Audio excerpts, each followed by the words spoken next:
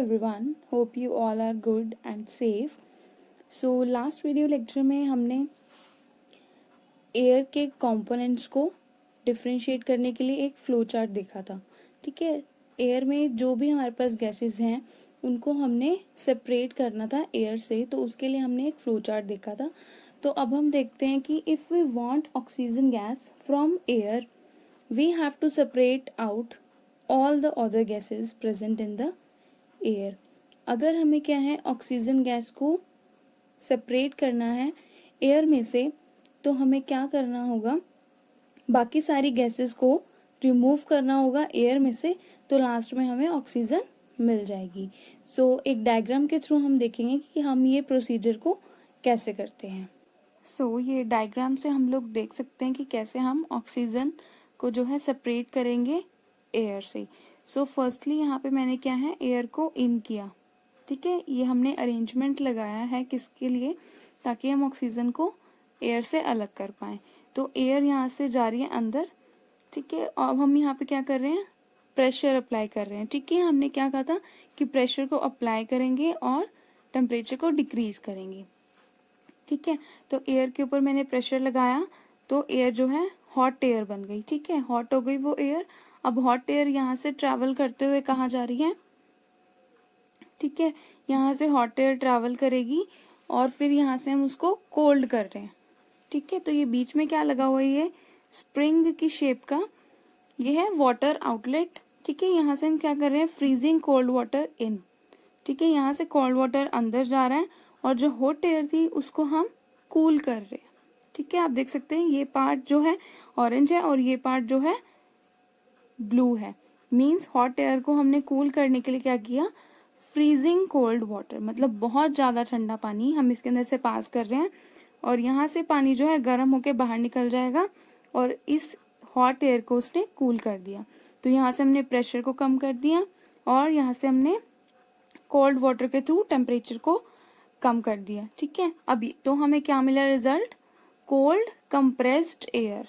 ठीक है, वो ठंडी भी है और कंप्रेस हो चुकी है, प्रेशर डाल दिया हमने उसके ऊपर. ठीक है, फिर वो कहाँ जाएगी, सेपरेटर के अंदर. ठीक है, सेपरेटर के अंदर से कार्बन डाइऑक्साइड आउट हो रही है. ठीक है, मतलब एक लिमिट तक जब वो कोल्ड हुई है तो कार्बन डाइऑक्साइड क्या हो जाएगा, अलग हो जाएगा, सेपरेट हो गए यहाँ से. Carbon dioxide out as a dry ice. हमने ये पहले पढ़ा था कि हम कार्बन डाइऑक्साइड को ड्राई आइस भी बोलते हैं. ठीक है, फिर अंदर जाएगी एयर. ठीक है, लिक्विड एयर हो रही है ये. एक्सपेंशन जेट के थ्रू कहाँ जा रही है, ये फ्रैक्शनल डिस्टिलेशन कॉलम. ठीक है, हमने देखा था ना फ्रैक्शनल डिस्टिलेशन कॉलम मेथड में, फ्रैक्शनल डिस्टिलेशन मेथड में हमने पढ़ा था.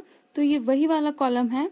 ठीक है, यहाँ पर उन्होंने कुछ डिफरेंट तरीके से सिर्फ बता दिया है कि ये फ्रैक्शनल डिस्टिलेशन कॉलम है. ठीक है, तो यहाँ से क्या है, नाइट्रोजन और आर्गन जो है अलग हो जाएगी. हमने यही फ्लो चार्ट में पढ़ा था कि डिफरेंट हाइट्स पे हमें अलग अलग कंपोनेंट्स सेपरेट हुए दिख जाएंगे. तो नाइट्रोजन और आर्गन यहाँ से आउट हो जाएंगे और कार्बन यहाँ से आउट हो जाएगी.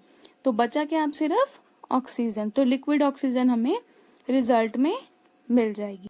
Coming to the next technique, next question क्या है, how can we obtain pure copper sulphate from impure sample. कि कॉपर को जो है हम कैसे निकालें उसकी प्योर फॉर्म को, किसमें से, इम्प्योर सैंपल में से. मतलब कॉपर सल्फेट को प्योर कैसे करें, उसमें से इम्प्योरिटीज को कैसे बाहर निकालें. So the crystallisation method is used to purify solids. तो यहाँ पे सॉलिड्स को प्योरीफाई करने के लिए कौन सा मेथड हम यूज करते हैं, क्रिस्टलाइजेशन. नॉर्मली क्या क्वेश्चन पूछा जा सकता है आपसे कि कॉपर सल्फेट की प्योर फॉर्म के लिए हमें कौन सा मेथड अप्लाई करना पड़ेगा, या फिर इम्प्योर सैंपल में से प्योर कॉपर सल्फेट को एक्सट्रैक्ट करने के लिए मुझे कौन सा मेथड अप्लाई करना पड़ेगा. 1 मार्क्स में ये क्वेश्चन पूछे जा सकते हैं. सो कौन सा मेथड अप्लाई होगा यहाँ पे, क्रिस्टलाइजेशन. ठीक है, जो भी सॉलिड्स को प्योरीफाई हमें करना होता है उसके लिए हम कौन सा मेथड यूज करते हैं, crystallisation. For example the salt we get from sea water can have many impurities in it. ठीक है, जो कि हमें सॉल्ट कहाँ से मिलता है, सी से.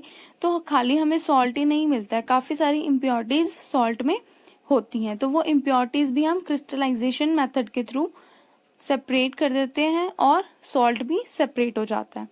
सो crystallization is a process that separates a pure solid in the form of its crystals from a solution. ठीक है, सॉलिड्स के सॉल्यूशन, ठीक है, यहाँ पर क्या है, सॉलिड्स के सॉल्यूशन में से मेरे को क्या करना है, एक सॉलिड अलग करना है और दूसरा सॉलिड अलग करना है। तो crystallisation technique is better than simple evaporation technique. ठीक है, अब इवेपोरेशन टेक्निक से क्या है, क्रिस्टलाइजेशन बेटर है। कैसे, कुछ पॉइंट्स हैं वो हमें देखने हैं। सो सम सॉलिड डीकम्पोज और some like sugar may get charred on heating to dryness. ठीक है, वो क्या कह रहे हैं कि कुछ सॉलिड जो है डीकम्पोज यानी टूट जाते हैं, पिघल जाते हैं अगर हम उनको इवेपोरेट करते हैं। तो ऐसे सॉलिड्स क्या है, अगर उनका मिक्सचर है मेरे पास तो वो कभी भी सेपरेट नहीं हो पाएंगे। ठीक है, जैसे कि इन्होंने क्या बोला है, शुगर जो है वो क्या हो जाती है, get charred on heating to dryness. ठीक है, वो क्या है, मेल्ट हो जाती है और लिक्विड बनना स्टार्ट हो जाती है, वो सीधा इवेपोरेट नहीं होती। अगर मेरे पास दो सॉलिड्स ऐसे हैं जो हीट करने पे दोनों ही लिक्विड हैं तो मैं उन दोनों लिक्विड को कैसे सेपरेट कर पाऊंगी।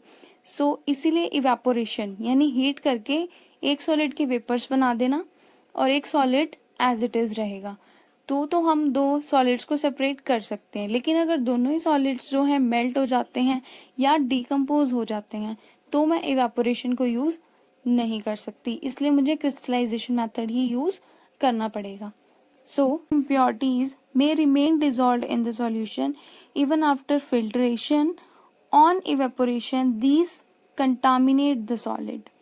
ठीक है, कुछ impurities जो हैं फिल्टर करने के बाद भी जो है सॉल्यूशन में रह जाती हैं और वो क्या करती हैं, सॉलिड को प्योर नहीं करती। ठीक है, वो सॉलिड अभी भी कंटामिनेट मतलब अभी भी उसमें इम्प्योरिटीज रह जाती हैं सॉलिड में, वो पूरी तरीके से प्योर या सेपरेट नहीं हो पाता। तो इसीलिए इवेपोरेशन जो है उतनी बेटर नहीं है as compare to crystallisation. So application देख लेते हैं क्रिस्टलाइजेशन की। Purification of salt that we get from sea water. ठीक है, सी वाटर को प्योरीफाई करने के लिए यूज करते हैं हम लोग। ठीक है, सेपरेशन ऑफ क्रिस्टल ऑफ अलम। अलम क्या है, फिटकरी फ्रॉम इम्प्योर सैंपल्स। ठीक है, सेपरेट करने के लिए किसको, क्रिस्टल्स को, किसके क्रिस्टल्स को, फिटकरी। ठीक है, जो आपने देखी भी होगी घरों में, वो फिटकरी को क्या है, अलग करने के लिए उसके इम्प्योर सैंपल से, मतलब फिटकरी में से इम्प्योरिटी को सेपरेट करने के लिए भी हम क्रिस्टलाइजेशन मेथड यूज करते हैं। सो नेक्स्ट है, in cities drinking water is supplied from water works. A flow diagram of a typical water work is shown in figure. ठीक है, सिटीज में जो है ड्रिंकिंग वाटर मतलब प्योर वाटर कैसे आता है, उसमें से इम्प्योरिटीज को कैसे हटाया जाता है, वो हम एक डायग्राम के थ्रू देखेंगे। ये है हमारे पास डायग्राम। ठीक है, वाटर जो है, वाटर सप्लाई हमारे घरों में किस टाइप से होती है वो प्रोसीजर हम दिखा रहे हैं बिग सिटीज में। Water purification system in water works. ठीक है, रिजर्वर क्या है, जहाँ पे सारा पानी जो है रिजर्व करके रखा हुआ है हमने। ठीक है, यानी स्टोरेज एरिया, यहाँ पे सारा वाटर है। ठीक है, to allow solids to settle, यहाँ पे हमने सेडिमेंटेशन टैंक लगाया है कि जो भी पत्थर होंगे, ठीक है, या जो भी बड़ी बड़ी इम्प्योरिटीज होंगी वो सेटल नीचे हो जाएंगी। ठीक है, अगर कोई भारी इम्प्योरिटी है यानी पत्थर ही हो गए या छोटे छोटे रॉक के पीस हो गए तो वो क्या होंगे, नीचे सेटल डाउन हो जाएंगे। ठीक है, to sediments to suspend impurities. फिर है लोडिंग टैंक। ठीक है, पहले था हमारे पास सेडिमेंटेशन टैंक, फिर है लोडिंग टैंक। ठीक है, लोडिंग टैंक क्या करेगा, जो वाटर था उसको आगे लोड करेगा। ठीक है, फिल्ट्रेशन टैंक के पास जाएगा फिर सारा वाटर। ठीक है, अब वाटर में क्या है, फाइन सैंड यहाँ पे रह जाएगी। ठीक है, काफी देर के लिए फिल्ट्रेशन टैंक में वो सेटल रहेगा। देखो अलग अलग टाइप की जो इम्प्योरिटीज है, ग्रेवल, कोर्स ग्रेवल या फिर सैंड। ठीक है, ये सब चीजें जो है नीचे रह जाएंगी और प्योर वाटर जो है ऊपर आ जाएगा। फिर हमने क्या किया, क्लोरिनेशन टू किल बैक्टीरिया। ठीक है, ये क्या है, क्लोरिनेशन। इसके अंदर जो है क्लोरीन पास होगा सारे वाटर जो है कहाँ से पास होगा, क्लोरीनेशन टैंक से। ठीक है, क्लोरीनेशन मतलब पानी में क्लोरीन को मिक्स करना, ताकि सारे बैक्टीरिया थे जो थे इनविजिबल थे। ठीक है, यहाँ से तो हमने विजिबल इम्प्योरिटीज निकाल दी। देखो ये नीचे सारी हमें विजिबल इम्प्योरिटीज दिख रही हैं। ठीक है, विजिबल इम्प्योरिटीज तो निकाल दी, लेकिन जो इनविजिबल बैक्टीरिया है उसको निकालने के लिए हमें क्लोरीन डालना पड़ेगा। ठीक है, तो क्लोरीन के साथ हमने मिक्स किया वाटर को, फिर वो कहाँ मिल रहा है हमें, होम में एकदम प्योर वाटर मिल रहा है, जिसमें ना बैक्टीरिया है, ना कोई सैंड है, ना ग्रेवल है। ठीक है, ना ही कोई स्टोन्स हैं।